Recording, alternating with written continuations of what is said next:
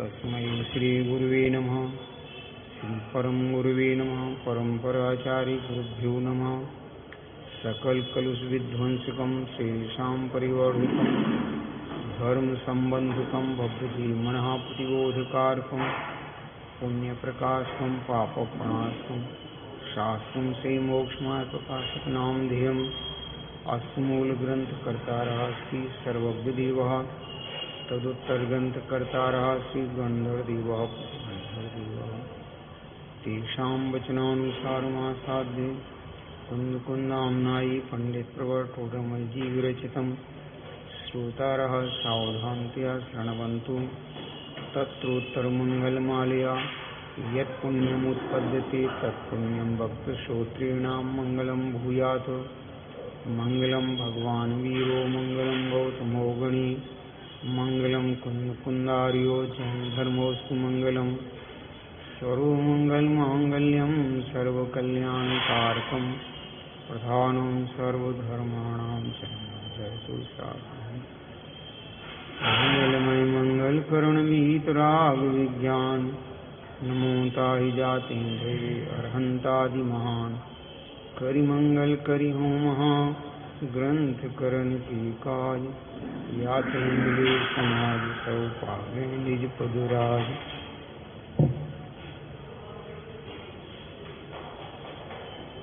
अपना प्रकरण सम्यक दर्शन के भेदों का चल रहा है।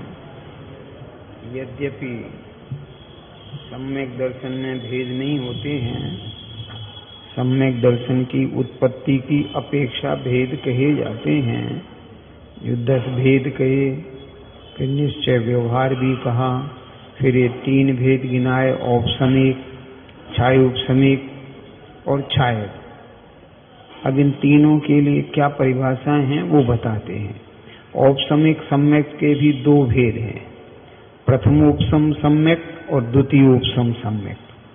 वहाँ मिथ्या दृष्टि गुणस्थान में करण द्वारा दर्शन मोह का उपशम करके जो सम्यक्त उत्पन्न होता है उसे प्रथमोपसम सम्यक्त कहते हैं।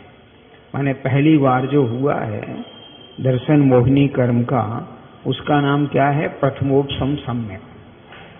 यहाँ इतना विशेष जानना, अनादि मिथ्या दृष्टि के तो अभी प्रथमोपसम में क्या है, अनादि जो मिथ्या दृष्टि है उसके तो एक मिथ्यात्व प्रकृति का ही उपशम होता है, क्योंकि इसके मिश्र मोहिनी और सम्यक्त मोहिनी की सत्ता है ही नहीं, इसलिए एक मिथ्यात्व प्रकृति का ही होता है।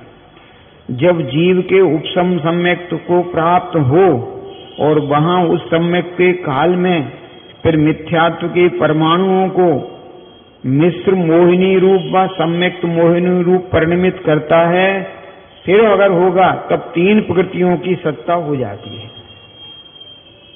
इसलिए अनादि मिथ्या दृष्टि के तो एक ही मिथ्यात्व प्रकृति की ही सत्ता है, उसी का ही उपशम होता है। देखो उसमें ही इतनी बात वो ही कह रहे हैं, कौन सी? अनादि मिथ्या दृष्टि की एक मिथ्यात्व प्रकृति की है। क्यों? कि सम्यक्त मोहिनी मिश्र मोहिनी की इनकी सत्ता ही नहीं है, तो उनका प्रश्न ही नहीं उठता है। अब जब ये कर लिया तो इसने मिथ्यात्व को 2 और भागों में बांट दिया, टुकड़े करे, तो अब जो होगा तो फिर इनमें चलेगी बात। और सादी मिथ्या दृष्टि के किसी के 3 प्रकृतियों की सत्ता है, किसी को एक ही की सत्ता है। जिसके सम्यक के काल में तीनों की सत्ता हुई थी, वो सत्ता पाई जाए उसके तीनों की होती है, उनके तीनों की सत्ता है, उसके कितनी पाई जा रही हैं। और जिसके मिश्र मोहिनी सम्यक्त मोहिनी का उद्वेलना हो गई, उनके परमाणु, उद्वेलना का मतलब क्या? उनके परमाणु मिथ्यात्व रूप परिणमित हो गए हों, उसके एक मिथ्यात्व की सत्ता है। वापिस अगर चला गया, उद्वेलना हो गई, तो एक ही मिथ्यात्व प्रकृति बची। इसलिए सादी मिथ्या दृष्टियों के 3 प्रकृतियों का अथवा एक प्रकृति का उपशम होता है। इसमें कोई विशेष नहीं, वो प्रकृतियों की अपेक्षा बात बता दी। अच्छा, ये कोई तुम्हारे ज्ञान में विषय बनना नहीं है, ये बहुत सारे जो करणान योग को गौण किया जाता है वो अध्ययन की अपेक्षा नहीं, अभ्यास के लिए गौण नहीं, वो ये कि आपके वो ज्ञान में विषय थोड़ी बनना है कौन सा कि कौन सी प्रकृति का क्या हो गया है क्या नहीं हुआ है, पर ये होता है तब ये होता है, ये बात।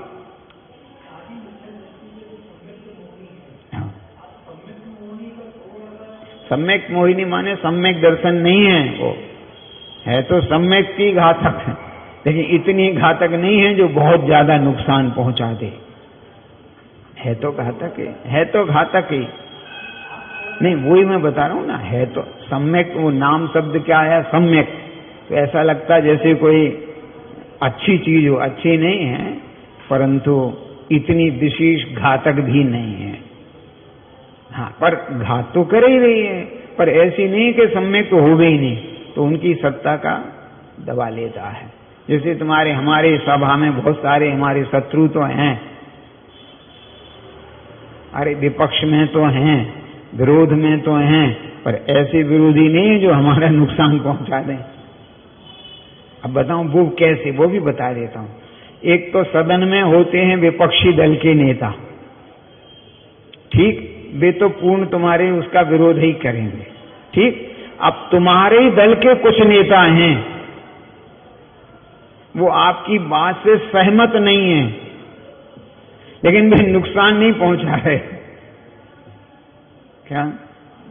पर ऐसा नहीं कि विरोधी नहीं है, तो वो नुकसान तो पहुंचाते हैं। मिथ्यात्व है, नाम सम्यक हो गया, उससे क्या होता है ऐसा।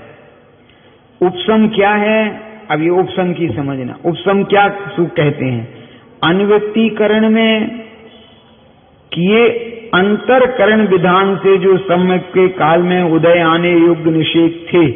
अब अगर सीधी याद रखो कि उदय आने योग्य जो निषेध थे उनका तो अभाव किया, जैसे करणान योग की शैली में उदयाभावी क्षय,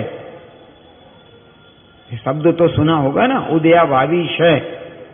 और उनके परमाणु अन्य काल में उदय आने योग्य निषेध रूप किए, वे अन्य काल में आएंगे, अब अभी नहीं आ रहे,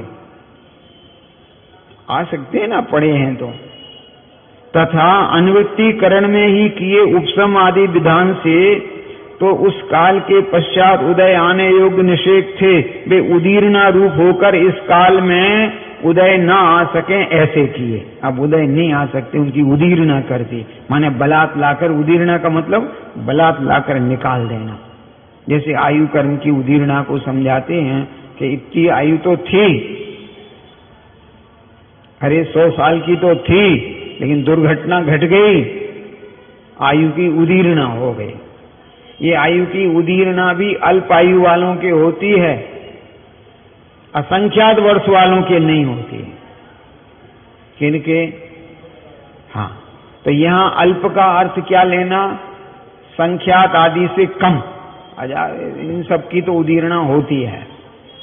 इनकी बाकी की जो असंख्यात वर्ष, असंख्य वर्षायुषा जो शब्द है, इनकी आयु की उदीर्णा नहीं होती, नहीं होती। माने बलात् आप ला नहीं सकते, किसी भी कारण से बलात् वो आयु क्षय नहीं हो सकती है, तो ऐसे इनकी बात कर लेना। ये उदीर्णा में ला करके वो कर्मों को निकाल देता है। इसलिए वो अकाल मरण और सकाल मरण पे आज भी कितने ही समझा दो, ना काला अकाला, जिस पे काल पर समय पर आरोप नहीं आता है उसे अकाल कहते हैं। तो कभी ये जीव ऐसा दृढ़ रहता है, अकाल मरण नहीं होता है। सर्वज्ञ के ज्ञान में, अरे तो सर्वज्ञ के ज्ञान में ये सुनिश्चित है, ये भी ज्ञान में था कि ये जीव इतनी आयु बांधेगा, इस काल में इस साधन के माध्यम से इसकी आयु की उदीर्णा होगी, ये सब ज्ञान में है। क्यों? वो ऐसा नहीं है कि वो अब उदीर्णा हो गई तो जान लिया कि क्या। हाँ, एक बार मैंने कहीं व्याख्यान सुन रहा था टीवी पे, प्रत्यक्ष में नहीं, तो वो समझाने वाले समझा रहे थे कि सर्वज्ञ भगवान ऐसा जानते हो। कौवे के मांस वाला उदाहरण समझा रहे थे। वो भील का है ना, कौवे के मांस छोड़ेगा, तो उनसे पूछा कि इसकी क्या होगी, कि ये मांस छोड़ देगा तो स्वर्ग जाएगा, नहीं छोड़ेगा तो नरक जाएगा।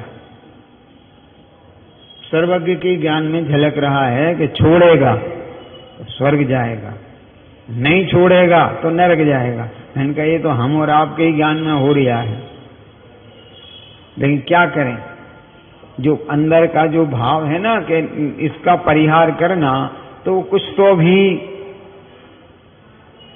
हाँ कुछ तो भी, हाँ। अरे कई बार क्या होता है, वो शब्द की आदत पड़ जाए किसी शब्द पे, और वो ऐसा दृढ़ हो जाता है कि वो सब समझाता सिद्धांत ही है, लेकिन समझाता उस सिद्धांत में अपने पक्ष को। किसी बात करते हैं, हाँ? अब वो तो भैया जो विद्वान लोग होते हैं, ज्ञानी धर्मात्मा, वो कहते शब्द के बाजाल में क्यों फंसते हो, सामने वाले का अभिप्राय तो, अरे सामने वाले के अभिप्राय में तो यही है ना जो आपके सिद्धांत है कि हाँ है, तो अब शब्द को क्यों पकड़ते। अब प्रश्न आया, फिर कभी ये होता है कि तुमने शब्द तो कह दिया, हम तो समझ गए, लेकिन जो भोले जीव हैं वो तो वो ही समझेंगे।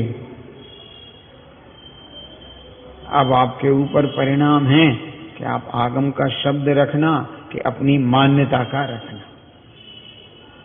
हाँ, ये जब कभी कभी मानकशा इतनी प्रबल हो जाती है कि उसको कुछ पूछो ही मत।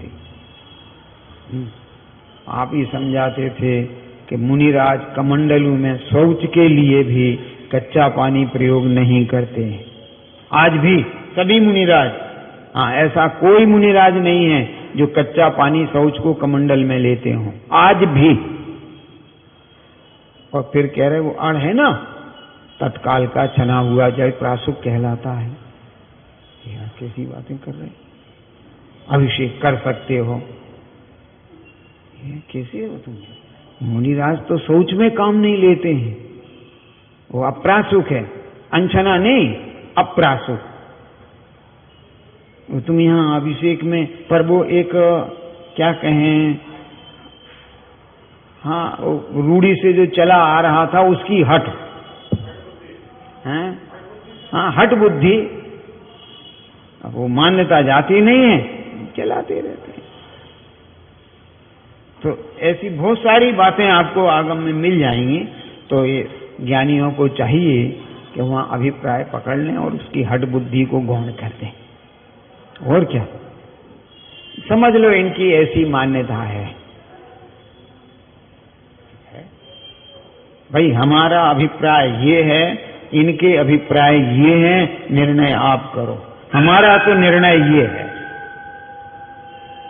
अब समझ में आया नहीं? हाँ, अरे बात तो आगम की तो चला रहे, अपन कौन सी अनागम की चला रहे। हाँ भाई, हमारा तो निर्णय आगमा। जैसे पंडित फूलचंद जी साहब जब उनसे कोई ज्यादा बहस करता था, फूलचंद जी सिद्धांत साहब से, तो कहते भैया बहन हम तो इतना ही पढ़े आगम में, इससे ज्यादा हमारा ज्ञान नहीं है, वो आपके ज्ञान जैसा हमारा थोड़ी है। अब और क्या कह दें। तो वो क्या समझते थे, हमसे ज्यादा कौन जानता है। फूलचंद जी को नहीं मालूम जो हमको मालूम, जिनको संस्कृत की अनाराम नहीं मालूम, जिन्हें बड़े बड़े ज्ञान हो गए।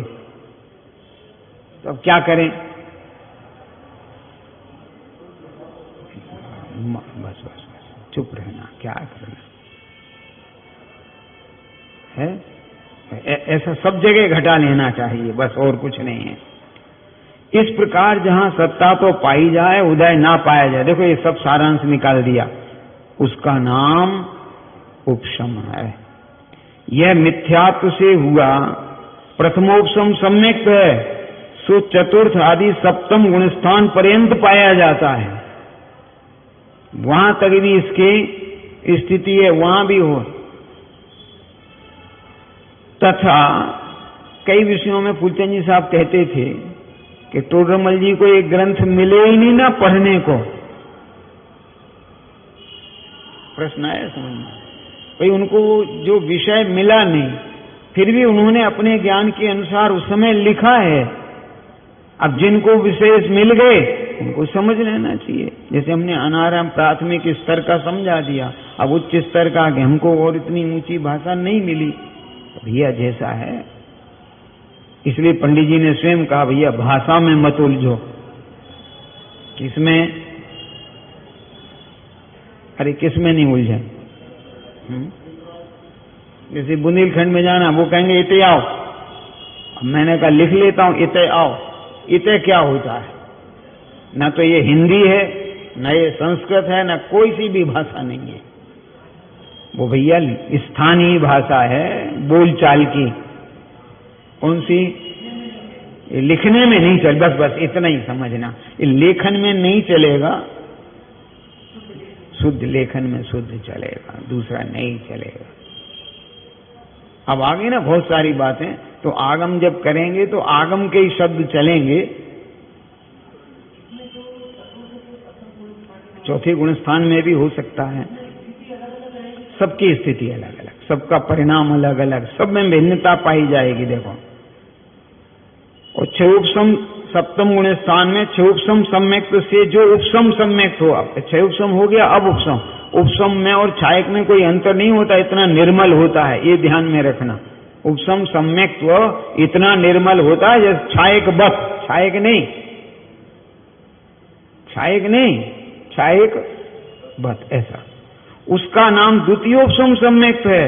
यहां करण द्वारा 3 ही प्रकृतियों का उपसम होता है, क्योंकि इसके 3 ही की सत्ता पाई जाती है। यहां भी अंतरकरण विधान से, उपसम विधान से उनके उदय का अभाव करता है वह उपसम। देखो यहां करता है, ये शैली है,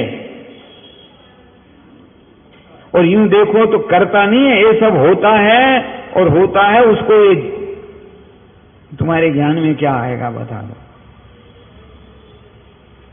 कुछ फर्क आ रहा है समझ में? ये कर्मों की स्थिति क्या हो, ये जैसे गुण स्थान ऊपर बढ़ते हैं तो कोई बढ़ते थोड़ी है उनको कि अब हम 8वें में आ गए, अब 9वें में आ गए, अब 10वें।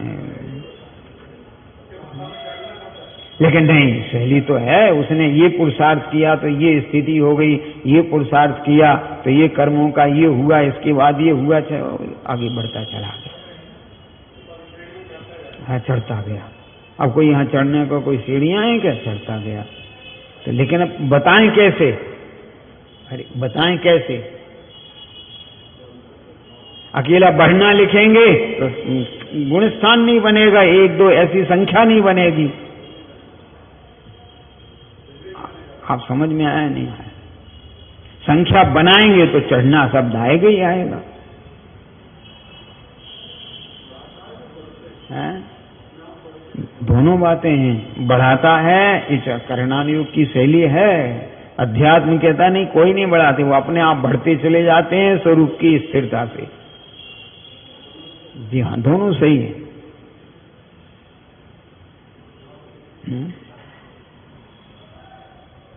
आप एक्सीलेटर से ऊपर गए, सीढ़ियां चढ़ते गए, सीढ़ियां चढ़ती गई।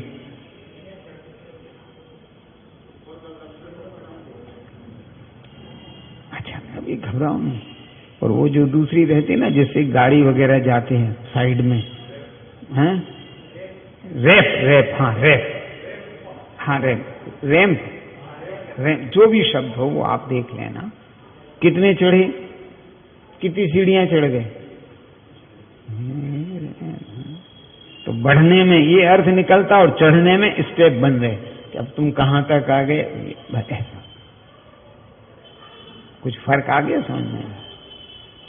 इतने स्तर का आप 8वीं पास हो, ठीक है ना, तो इतना ज्ञान हो गया कि इनको 8वीं कक्षा तक का ज्ञान है।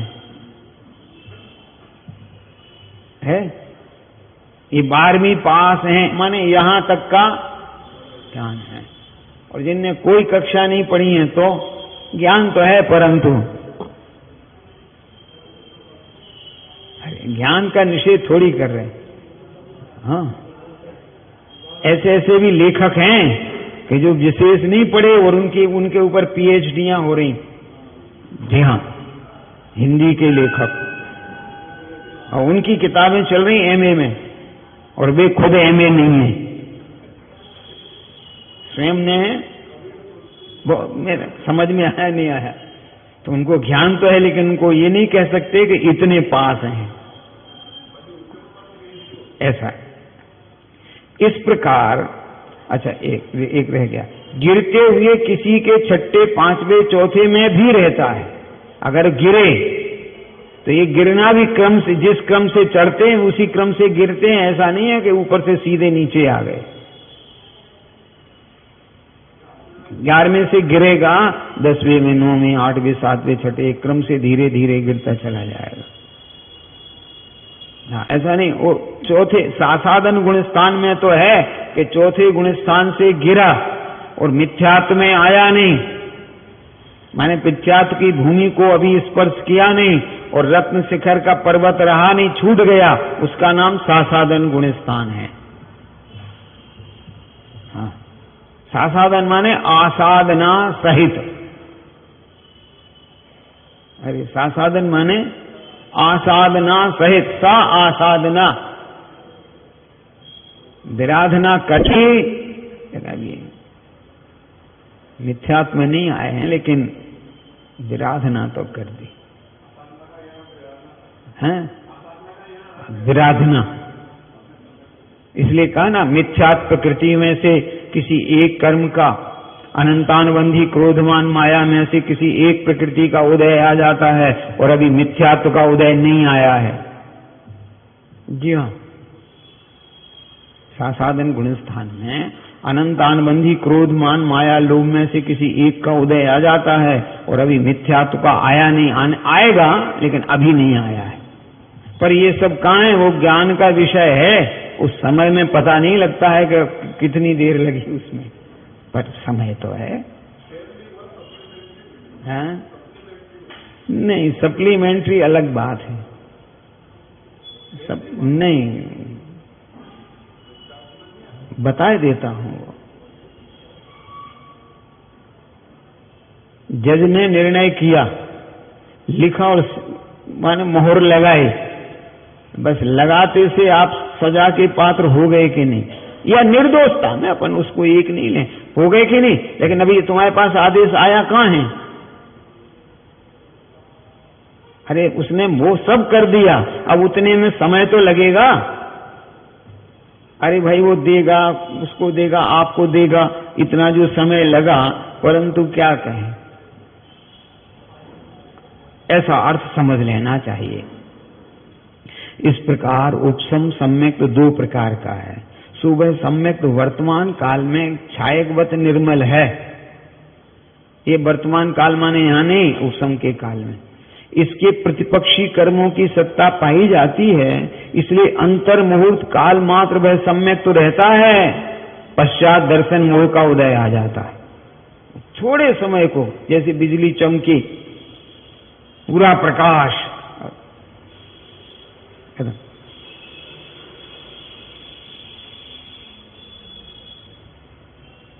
बल्ब था, बंद था, विद्युत आई, बंद हो गई। ऐसा कई बार होता कि नहीं होता? लाइट आ रही जा रही और अपना स्विच चालू है। अरे ऐसा होता कि नहीं? जैसे अपना स्विच तो चालू है और विद्युत आ रही, आई तो एकदम प्रकाश हो गया कि नहीं, फिर बंद हो गई। बस हाँ, अरे कहाँ पता लगे। इसीलिए तो कह रहे तुम तुम्हारे पुरुषार्थी बने रहो, आप अपना कार्य करते रहिए। ये उपसम है कि ये काहे को चक्कर में पड़ते हो। तुम तो अपनी श्रद्धा दृढ़ रखो। वो कौन रखो? वो चरणान योगी बताएगा। ये करणान योग की शैली में आप कुछ नहीं कर सकते। ये तो केवल आपको उपयोग लगाए रखने को ये उत्तम है। बाकी भाई अपना उपयोग कहाँ लगाए? शुद्ध आत्मा एक कह लिया, उसके बाद उपयोग कहाँ लगाओगे? हाँ? तो ये यहाँ इसमें लगाओ। कितनी प्रकृतियों का, वो प्रकृतियों का कैसे आश्रव होता है, तो वो आश्रव काहे से होता है? हम कहाँ हैं? हमारा योग कहाँ जुड़ा हुआ है? कहाँ जुड़ा है? अच्छा बता दो, गेहूं बालों का उपयोग कहीं जवाहरात में जुड़ा के नहीं? अच्छा, जवाहरात वालों से पूछो कि तुम्हारा गेहूं की मंडियों के भाव में कभी जुड़ा है? तो फिर क्या है कि जबेरी हो, गेहूं खरीदते हो कि नहीं? कि हाँ। तो फिर तुम्हें भाव का तो ज्ञान रखना चाहिए। बोले कौन भाव का याद रखे, अपने पर्चे से जो भेज दिया सो ले लिया। कहाँ? मैंने कहा तुम्हें मालूम है 2500 के गेहूं उसने 3000 के दिए। अरे बोले कि मैं 500 रुपए के पीछे कौन सा दिमाग खराब करें, जाने दो इन बातों में क्या रखा। हाँ, अब समझ में आया नहीं आया, कहाँ इसमें रखें? तो उसने जो दिए सो दिए यार, कौन से हर बार लेना है, साल में एक ही बार तो लेना है। कहाँ अपना उपयोग लगाएगा? अब मैं मंडी में जाऊं, फिर वहां 2500 का खरीद के लाऊं, फिर वहां भरपंग उनको ढूंढूं, ठेले वाले को रखने वाले को, फिर उससे पैसे तय करूं। यार इतने में तो मैं लाखों कमाऊंगा, इससे तो अच्छा है उसने घर भेज दिए। जैसे अब चल गई ना घर सेवा, होम डिलीवरी। वो कितने ईमानदार हैं, तुम जैसों के नहीं है कि माल फेंक दो, बिल बन गया आप नहीं लेंगे। वो बताओ होम डिलीवरी वाले वो कह रहे ले लो, आप देख लो, अगर आपको फिर भी नहीं जमा हो तो आप वापस कर दो, अब इनके बिल का क्या होगा। ये हमेशा शासन का हल्ला मचाते हैं, बिल बन गया, बिल बन गया, बिल बन गया, फेंक दो सड़क पे।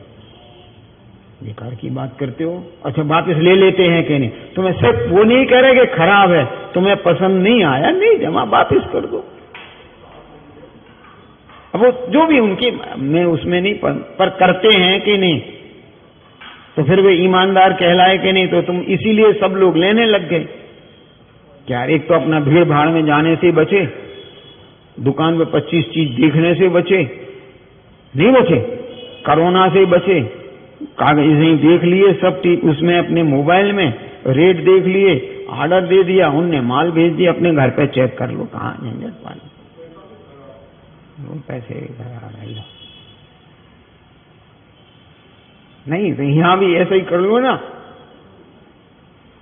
आ गया समझ में? नहीं। इस प्रकार उपसम सम्यक का स्वरूप कहा। जहां दर्शन मोह की 3 प्रकृतियों में सम्यक्त मोहिनी का उदय हो, अन्य 2 का उदय ना हो, वहां क्षुप्सम सम्यक तो होता है, क्योंकि सम्यक्त मोहिनी कुछ ना कुछ दोष लगाती रहती है। क्षुप्सम माने क्या? सम्यक तो है कुछ ना कुछ, इसलिए सम्यक के अतिचार कहे, सम्यक दर्शन के अतिचार कहे, नष्ट नहीं किया। कुछ याद आ रहा है? अतिचार तो हैं, नष्ट नहीं किया। अब तुम किस किस की प्रशंसा कर लेते हो? अरे करते हो कि नहीं?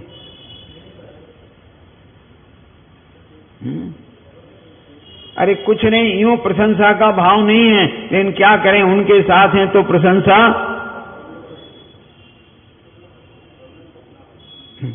तो अभी सम्यक तो नष्ट नहीं हुआ है, दोष लगा है। वो कौन सी प्रकृति के कारण? ये सम्यक मोह नहीं। तो करो। इसलिए चरणानुयोग क्या कहता है? अपना समागम उन्हीं से रखो जिनसे सम्यक में दोष न लगे। जी हाँ, किसमें? हाँ। लेकिन जब पहली प्रतिमा अंगीकार हो जाती है तो फिर उसमें दोष नहीं लगते हैं, फिर अन्य दृष्टि की प्रशंसा के शब्द फिर नहीं निकलते हैं। जो आपने पढ़ा ना, कुगुर कुदेव कुब्रसेवक की नहीं प्रशंसुच रहे जिन श्रुत बिन, नहीं जिन श्रुत बिन, जो जिन श्रुत के बिना है वे सब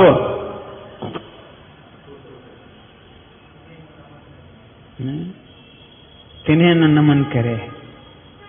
और तुम किस किस को कर लेते हो? तो अतिचार भी हो सकता है और अनाचार भी हो सकता है, वो आपके परिणाम पर है, क्या करें। लेकिन प्रतिमा वाले को ये अतिचार नहीं लगते हैं। अब अकेले सम्यक्त में तो लग जाते हैं, लेकिन जब दर्शन प्रतिमा होती है तो अतिचार नहीं लगते हैं, ऐसा। और उपसम सम्यक्त का काल पूर्ण होने पर यह सम्यक्त होता है। सादी मिथ्या दृष्टियों के मिथ्या गुण स्थान से व मिश्र गुण स्थान से भी इसकी प्राप्ति होती है। क्षय उपसम क्या है? पहली परिभाषा दे दी, अब उसको बता रहे। दर्शन मोह की तीन प्रकृतियों में जो मिथ्यात्व का अनुभाग है, अनुभाग माने फल देने की सामर्थ्य, उसके अनंतवें भाग मिश्र मोहिनी का है। जो उसका ताकत है उसे अनंत में भाग केवल मिश्र मोहिनी की है, और उसके अनंतमा भाग सम्यक्त मोहिनी की है। इनमें सम्यक्त मोहिनी प्रकृति देशघाती है, इसका उदय होने पर सम्यक्त का घात नहीं होता है। कह दिया ना, देशघाती प्रकृति है, सर्वघाती नहीं है। सम्यक्त में दोष तो लगा, नष्ट नहीं हुआ।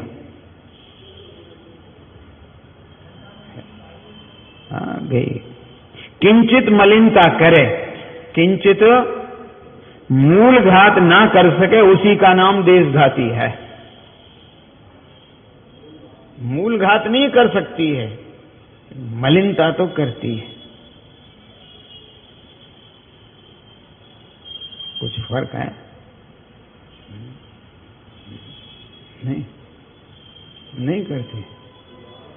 अरे बताता हूं, मुझे देखते रहना जरा।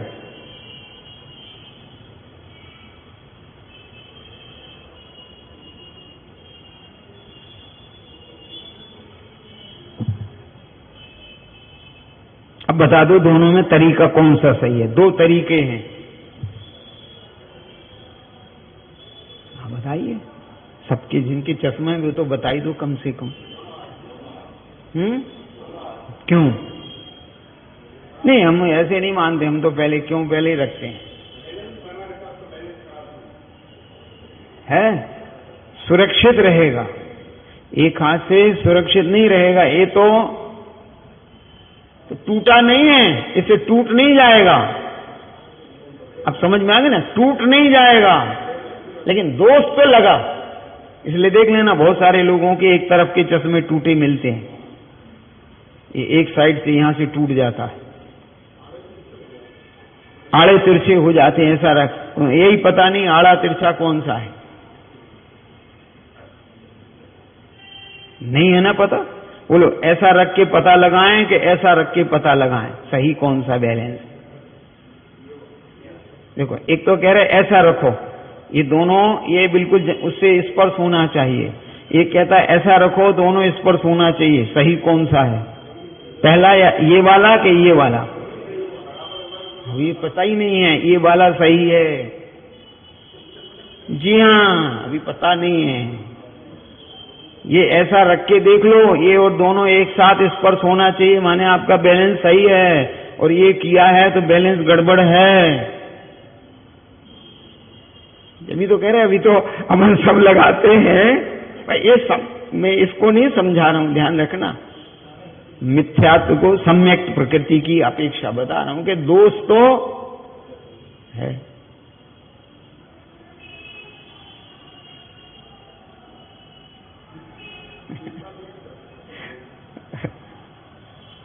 कुछ न्याय समझ रहे नहीं समझ रहे, पर सम्यक का घात नहीं कर दिया, बस इतना अर्थ है। देखो, मलिन तो किया, मैल तो लगा, क्या किसमें? सूक्ष्म में लगता रहता है, थोड़े बहुत कोई कोई दोष लग जाते हैं।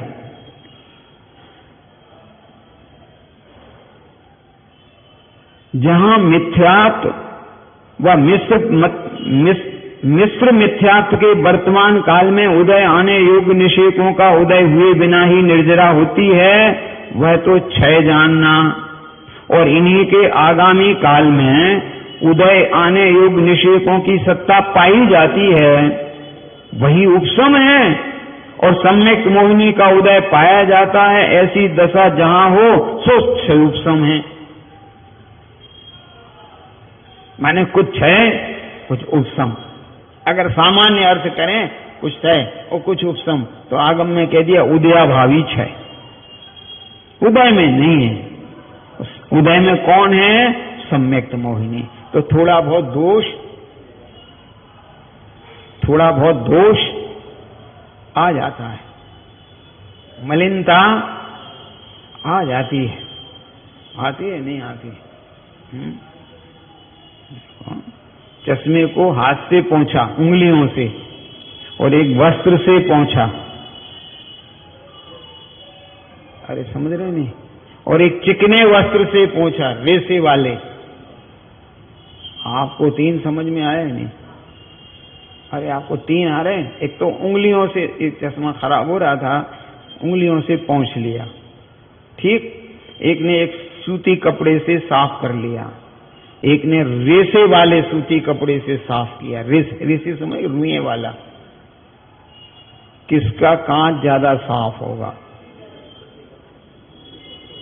रेसे वाले से। भी तो बहुत कुछ बातें हैं। आपके जितने चश्मे के घर आते हैं उसका कपड़ा कैसा है? वो जो कपड़ा रख के देते हैं, पर इतने बड़े बड़े रेसे नहीं हैं। प्रश्न आ गया? समझ में नहीं आया? अरे प्रश्न आया, समझ में नहीं आया?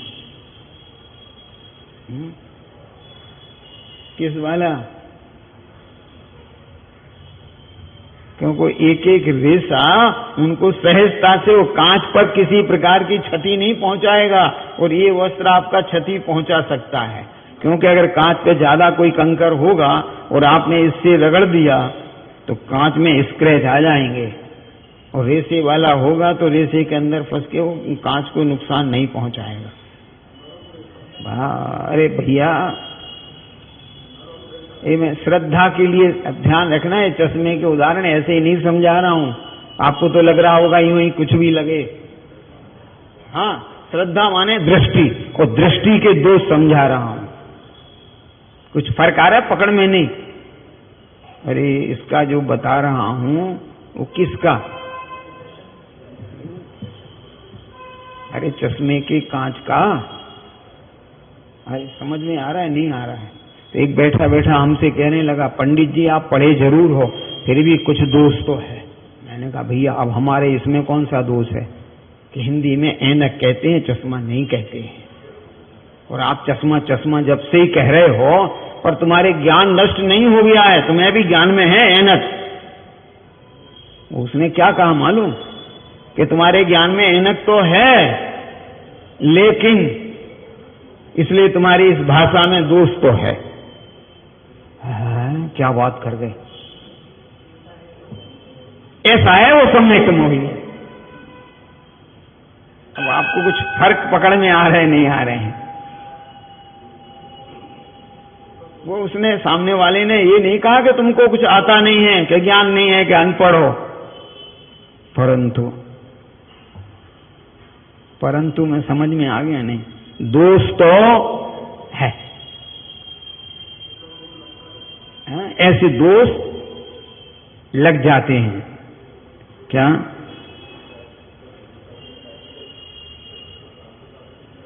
इसलिए समल तत्वार श्रद्धान हो वह क्षयोक्षम सम्यक्त्व है। तत्वार श्रद्धान है, परंतु कैसा? समल है। कैसा है? समल तत्वार श्रद्धा। तत्वार श्रद्धान तो है, परंतु पर हमेशा नहीं लगाता है, कभी कभी। सर्वथा लगाता रहे तो मिथ्यात्व में चला जाएगा, परंतु कभी कभी। बताऊं? वो भी बता देता हूं। आपके पानी छानने का छन्ना तो आपके घर में सबके हैं। अरे पानी छानने का छन्ना सबके घर में है। अब जब तुम यात्रा में जाते हो वही छन्ने से पानी छानते हो, तो कोई छोटे से टुकड़े उकड़े से छान लेते हो? अरे अपन यात्रा वगैरह में निकलते हैं तो उतने ही बड़ा कपड़े से छानते हो कि छोटे से छान लेते हो? और फिर जीवानी का क्या करते हो?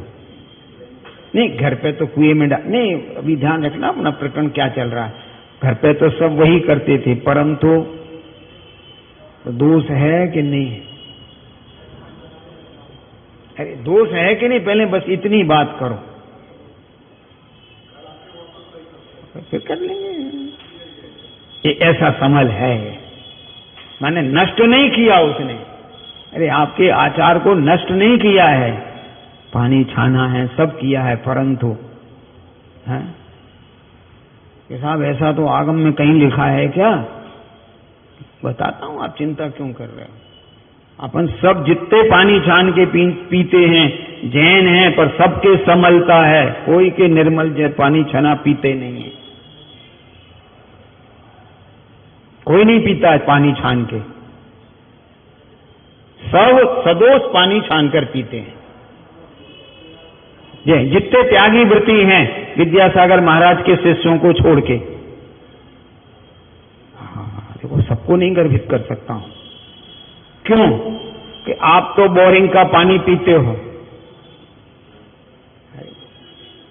तो जीवानी कहां जाती है? इसलिए विद्यासागर जी ने कह दिया नहीं, कुएं का पानी पीना पड़ेगा, तो व्रत लो, नहीं तो रहने दो। ये उनके सभी शिष्य। अब देखो कोई पीले और कुछ करे, वो यहां प्रकरण नहीं है। हाँ है, उनकी शर्त ही है, यही है नियम पक्का, शर्त नहीं कहें उसे, नियम। शर्त अलग है, उनका नियम है कुएं का पानी। क्यों? अब समझ में आ गया कि कुएं से जल भरेगा तो कुएं में ही तो जीवानी जाएगी, कहां जाएगी? वो जीवानी कहां डालने जाएगा? और आप जो बोरिंग का भरोगे कहीं से भी, तो दोस्तों, परंतु अनछना पी लिया, ये थोड़ी दोष आया है। अब दोनों में अंतर है। दोष तो लगा, पर ऐसा दोष, ये समल तत्व श्रद्धान की बात कर रहे हैं। कैसा श्रद्धान? यहां जो मल लगता है उसका तारतम्य रूप तो केवली जानते हैं। अब ऐसा मल कैसा लगता है, तारतम्यता की बात करें तो फिर वो केवल ज्ञानी जाने, हमारा विषय नहीं है। उदाहरण बतलाने के अर्थ चल मलिन अगाढ़पना कहा है।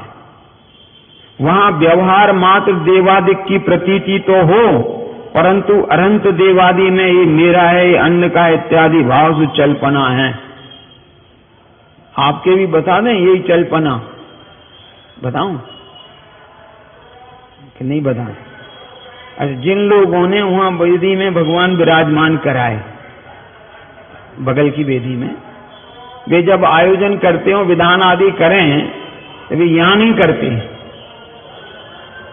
नेमिनाथ स्वामी के यहां नहीं करेंगे, कहां करेंगे? उस तरफ की वेदी। क्यों?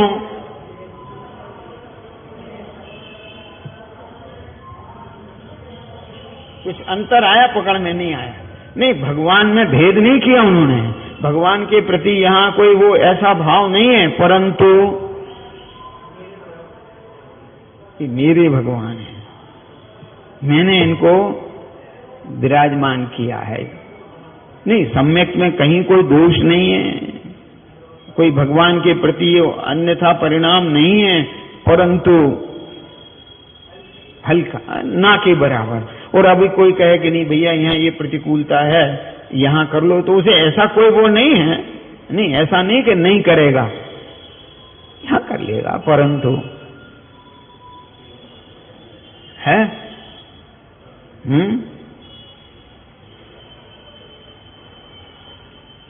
इत्यादि भाव तो चलपना है।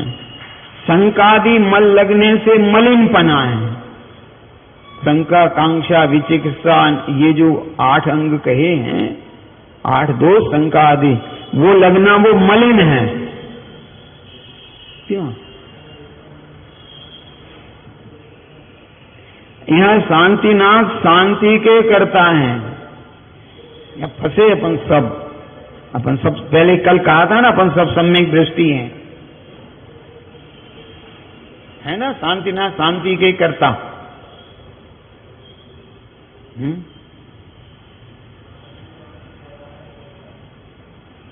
और पार्श्वनाथ भगवान संकट के हरता। और मुनिशोव्रतनाथ, लगाओ जरा एक एक एक एक, और महावीर स्वामी,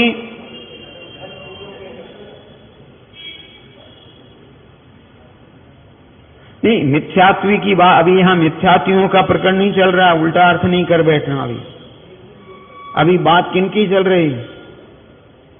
सम्यक्त्व की बात चल रही है। दोष, मलिन दोष बता रहे। कौन सा दोष? इत्यादि भाव सो अगाढ़पन हैं?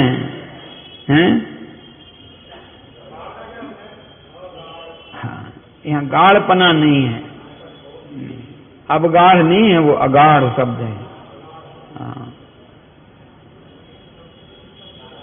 ऐसे उदाहरण रूप व्यवहार मात्र उदाहरण से समझा रहे कोई, ऐसा है नहीं, बहुत बड़ी बड़ी बातें हैं, परंतु नियम रूप नहीं है।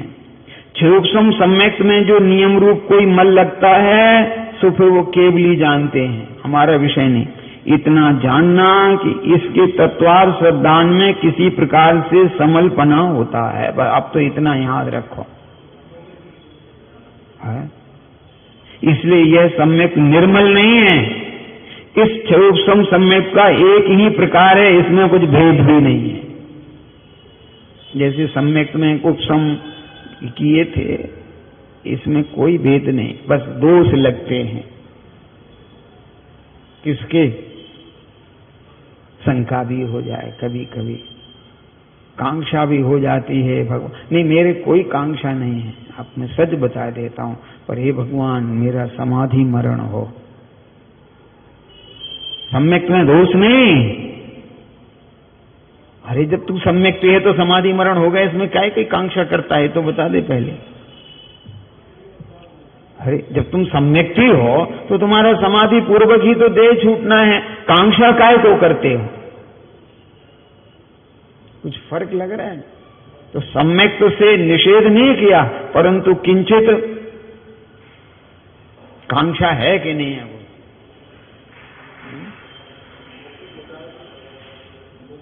अरे लौकिक कांक्षा वालों को यहां गर्वित नहीं कर रहे हैं। लौकिक कांक्षा नहीं, यहां तो मोक्ष मार्ग की अपेक्षा बात है ना।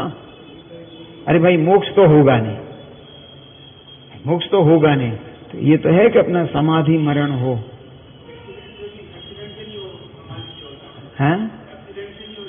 नहीं, ये नहीं समझा रहे हम। तो जब मरे समाधि पूर्वक मरे, हम ऐसी भावना, वो बार बार जो विकल्प बन रहे हैं वो मलिन हैं। सम्यक तो नष्ट नहीं है, मिथ्या तो नहीं है, मिथ्या तो नहीं है, पर मरूं तो नहीं। एक्सीडेंट से मरे चाहे जैसे मरे, जब मरे तो समाधि पूर्वक मरे। क्यों एक्सीडेंट में समाधि नहीं कर सकते हो क्या? अरे क्या पता नहीं है, जैसे कोई दुर्घटना है, आपको समाधि ले लीजिए, अच्छे हो जाएंगे तो घर चले जाएंगे, नहीं तो समाधि ले ली कि साहब मरे गए तो तुम्हारे जो धारा प्रवाह परिणाम थे उसके अनुसार कार्य होगा। हाँ, तो वो सर्वज्ञ के ज्ञान में तुम्हारी घटना है, काहे को कांक्षा करते हो? उस समय जो जीवन भर का है वो उस समय काम आएगा, अचानक तत्काल। इसलिए किसी की तत्काल मृत्यु से हम ये नहीं कह सकते कि ये हो गया, नहीं, हम नहीं बता सकते, क्योंकि उसने जीवन भर में जो कमाई की है, जो परिणाम थे उसके अनुसार हम ये नहीं कह सकते कि क्या है। तो ये शंका, कांक्षा, विचिकित्सा, अन्य दृष्टि,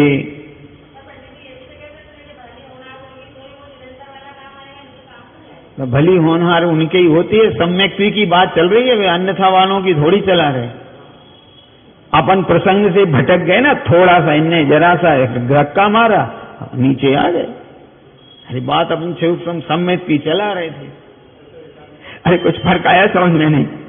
अरे भाई क्षयोपमी के ऐसे परिणाम आ जाते हैं। कैसे?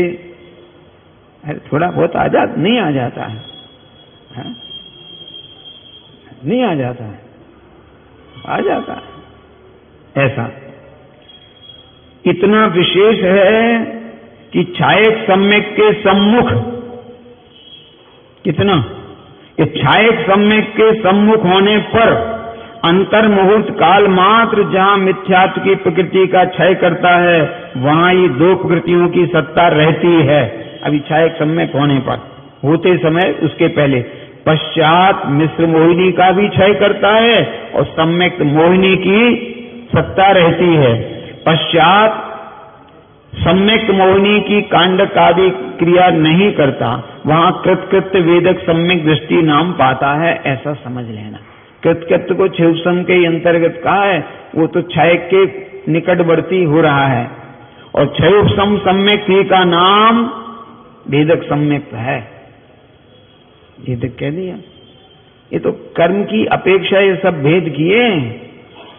मिथ्यात्व मोहिनी को मुख्यता से कहा जाए वहां क्षयोपशम नाम, और सम्यक मोहिनी की मुख्यता से कहा जाए उसका नाम वेदक। ये परिभाषाएं रटना पड़ेंगी। क्षयोपशम में और वेदक में अंतर क्या है?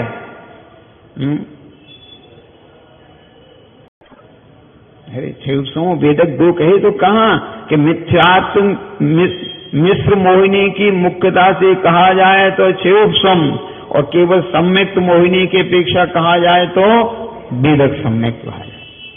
सो कथन मात्र दो नाम हैं। मुझे कई बार ऐसा लगता है कि क्या समझा इसमें, पूरे तो लिखा तो है, समझाया हुआ है।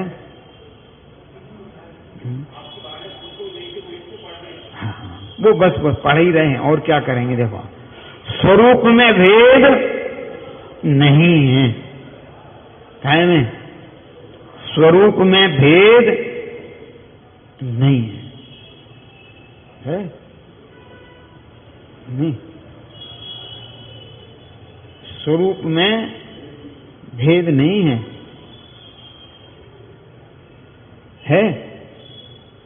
अरे पुत्र कहो, बेटा कहो, सुत कहो, एक ही तो है, परंतु एक नहीं है, एक नहीं है। कुछ कार्य की अपेक्षा से अंतर है। हाँ है, नहीं है, नहीं है। पता ही नहीं है ना अपन को भेद कि पुत्र किसे कहते हैं, बेटा किसको कहते हैं, संतान किसको कहते हैं, नहीं मालूम ना, नहीं मालूम, तो चलता रहता है ऐसे। यहां समझ लेना चाहिए। हाँ, लड़का किसको कहते हैं,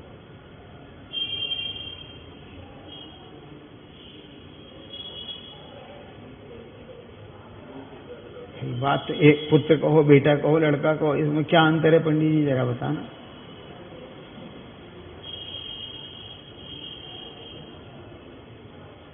अरे वय नहीं है, भी बहुत अंतर हैं।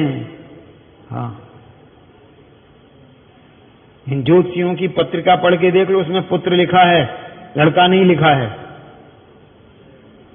उठा के देख लेना आपने, है। और तुम सब हल्ला मचाते हो, लड़का हुआ, लड़का हुआ, लड़का हुआ। मैंने कहा महाराज ज्योतिषियों से क्या पूछना है। मांगतुंग आचार्य बोले, हम बताते स्त्रीणाम शतानि शतसो जनयन्ति पुत्रान्, है। अब कुछ फर्क आया समझ में? नहीं, तो अंतर तो है। तो ऐसे यहां भी अंतर है ऐसा, परंतु कोई विशेष अंतर नहीं है। तो ये कहां तक है? सप्तम गुण स्थान पर्यंत। तथा तीन प्रकृतियों की सर्वथा सर्व निषेधों का नाश होने पर अत्यंत निर्मल तत्वा श्रद्धान हो सो छायक सम्यक है। अब तीनों का सर्वथा, देखो इतना भेद नहीं समझाते हैं तो सामान्य समझा देते हैं, क्षयोपशम है और सम्मिथ्यात्व का सर्वथा अभाव हो गया तो छायक है। कैसे हुआ अभाव, किस क्रम में, इतना चक्कर में नहीं पड़ो, हो गया काम। अभी तो अगर विशेष करेंगे ना चर्चा, तो ये मोहिनी के साथ में दर्शनावरणी कर्म का भी चलेगा, एक ही काम नहीं है, क्योंकि अवलोकन करने का काम तो दर्शनावरणी कर्म के उपसम से होगा।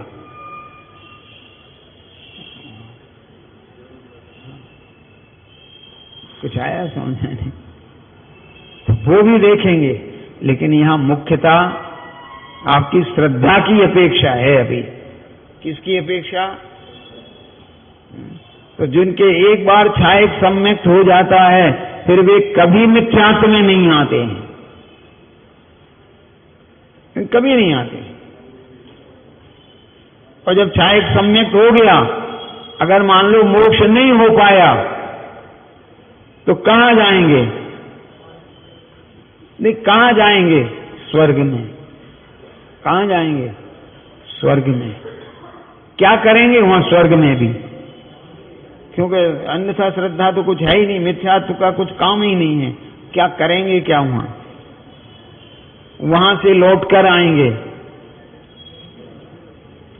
यहां आके क्या करेंगे? छायक सम्यक्त है ना, मोक्ष तो जान ही जाना है। अरे मोक्ष तो सब वही, और वो ये नहीं जानते हैं कि व्रत नियम संयम सब ये क्या है। अच्छा, व्रत पालने का भाव क्या है? शुद्ध भाव है कि शुभ राग है? अरे व्रतों को निरतिचार पालने का परिणाम शुभ राग है, और शुभ राग मैं हूं, मेरा स्वभाव है, फिर भी आता है कि नहीं? बड़ी आप जैसे जैसे इधर उधर जब बहुत विस्तार से चर्चा करेंगे ना ऊहापोह, तो बहुत प्रश्न खड़े होंगे कि सम्यक दृष्टि व्रतादि को भी निरतिचार पालते हैं, दोष लगाते नहीं, और निरतिचार पालने का परिणाम शुभ राग है ऐसा भी जानते हैं, और शुभ राग से बंद होता है ये भी जानते हैं, और इतना आना चाहिए ये भी जानते हैं, ये आना योग्य नहीं ये भी जानते हैं। क्या बात करते हैं? आए बिना रहेगा नहीं ये भी जानते हैं, आना योग्य है ये भी जानते हैं, आना अयोग्य है ये भी जानते हैं। अरे इस भूमिका में तो ये आएगा ही आएगा, कैसे नहीं आएगा? अपन गृहस्थ हैं तो भगवान की पूजा का भाव, अपन सम्यक दृष्टि की अपेक्षा बात कर रहे हैं, पूजा का भाव कैसे नहीं आएगा? पूजा का भाव आया है, वो शुभ राग है, तो क्या सम्यक दृष्टि नहीं जानता है कि शुभ राग से बंद होता है? हम बंद करने को पूजा करने आए हैं कि अबंध को आए हैं? बोलो। हाँ? हम तो भैया भाव कौन सा है, कौन सा भाव से पूजा कर रहे हैं? अरे आप प्रतिज्ञा कर लेते हो फिर भी भूल जाते हो। सकल कर्म क्षयार्थम भाव पूजा बंदना समेतम। देखो भाव पूजा शब्द है, भाव पूजा बंदना समेत, फिर ये अष्टद्रव्य से, और फिर कह रहे कायो सर्व करोमि, काय का मैं ममत्व छोड़ता हूं। और फिर तो स्वर्ग की चाय कहां से बन जाएगी अब बताओ जरा? अरे न्याय समझ में आया नहीं? स्वर्ग नियम से जाएंगे इसमें संशय करना नहीं, स्वर्ग जाने की चाह, दोनों में अंतर है कि नहीं? साहब स्वर्ग की चाह कौन सी बुरी है? मैंने कहा तुम नहीं पढ़ा था इस स्तुति में, मेरे न चाह, तो क्या चाहते हो फिर? रत्नात्रय निधि। अब बता दीजिए, बोलो। तो सम्यक दृष्टि के और इसमें सब में कितना अंतर है, ऐसा हम सब समझें और अपना जीवन परिणाम मोक्ष मार्ग के अनुरूप रखें। ऐसी मंगल भावना उद्यम हम आप सभी को कल्याणमय।